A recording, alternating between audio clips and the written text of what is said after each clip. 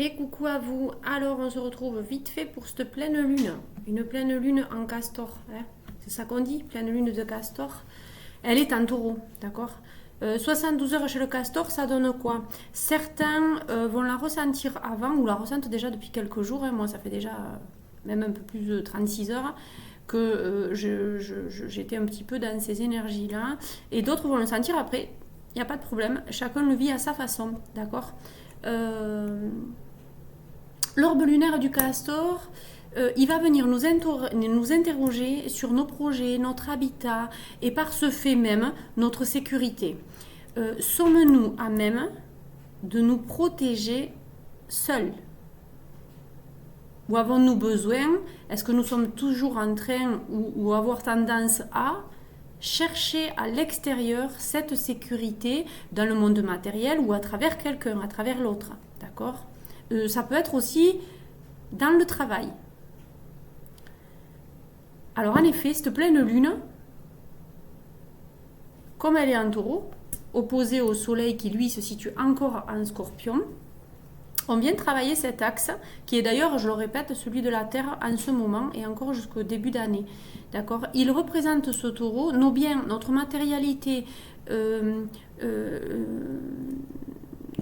comment nous nous créons, puisqu'il représente la Terre, d'accord? Dans toute forme de créativité. Cette éclipse qui est là, et alors je rappelle une éclipse partielle de lune, donc ça veut dire quoi?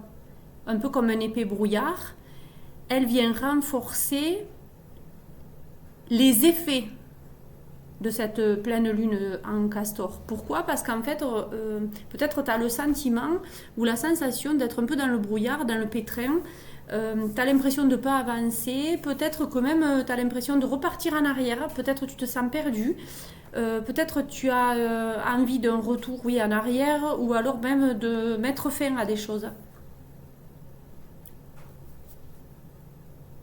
Ne crois pas forcément que tu t'es trompé. J'ai juste envie de dire ça. C'est normal et tu as la capacité de dépasser cette épreuve, parce qu'on peut le voir comme une épreuve, cette vague qui n'est pas toujours agréable. Alors je parle de vague, oui, le castor c'est un animal à la fois de terre et à la fois d'eau, d'accord? Donc il vient en fait nous demander d'aller voir sous l'eau ce qui se passe, d'aller voir nos troubles, d'aller voir en fonction de ce que chacun vit, ce fameux brouillard, comment on l'interprète, comment on le vit à l'intérieur, et de le ramener à ce que je vis ici sur Terre, parce qu'on est sur Terre, il faut garder les pieds sur Terre, on est bien ancré, on est cartésien sur ce plan-là, dans la matière. Donc l'idée, c'est pas de séparer les deux, mais c'est de prendre l'un et d'en faire une force en fait. Donc de le travailler dans la matière.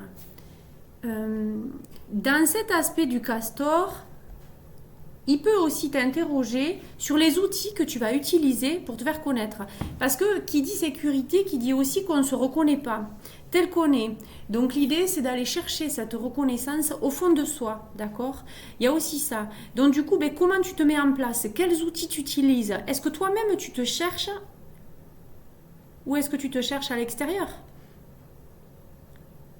Peut-être qu'à un moment donné, tu dois arrêter de chercher l'effet miroir. Et tu dois te regarder toi dans le miroir. D'ailleurs, il y a un exercice intéressant.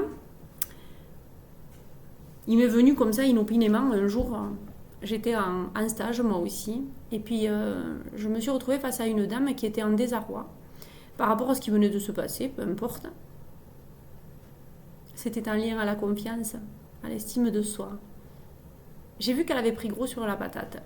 Et en fait, elle s'est tournée vers moi et je lui ai dit machinalement: ce soir, quand tu rentres, douche-toi, prends soin de toi et mets-toi nu devant le miroir et observe ce que tu vois. Ne regarde pas le corps et la chair, regarde qui tu es dans tout ce que tu as accompli jusque-là.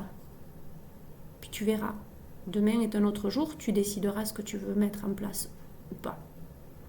Faites cet exercice parce que il est difficile, certes, mais l'engagement et le travail sur soi est difficile. Mais qu'est-ce qui compte le plus? La difficulté? La peur de ne pas y arriver? Ou de réussir finalement et de se trouver et de mettre en place vraiment ce qui est bon et juste pour soi? Je te laisse méditer à ça. Et puis si tu as besoin, je suis toujours là. Tu me contactes à travers le site energiedelettre.com ou alors directement via ma page Facebook à mon nom, il n'y a pas de souci. Bien sûr, avec sérieux. À bientôt.